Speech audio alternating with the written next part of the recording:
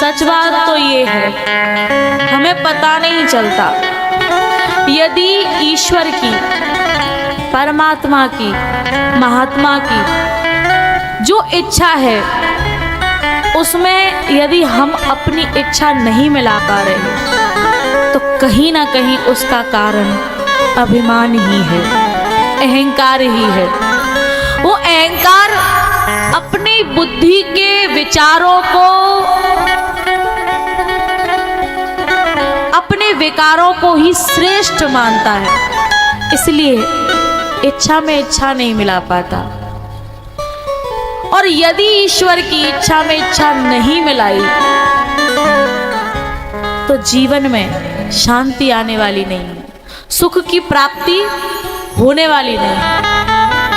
राजेश्वर आनंद अगर सुख चाहो तो मानो शिक्षा, तज अभिमान मिला दो उसकी इच्छा में अपनी इच्छा, तज अभिमान मिला दो उसकी इच्छा में अपनी इच्छा।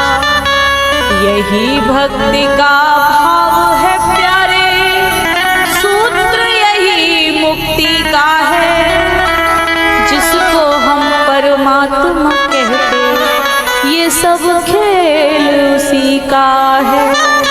सोचो, सोई मम इष्ट देव रघुवीरा, जिसका इष्ट हो परमात्मा, शंकर भगवान के इष्ट हैं राम,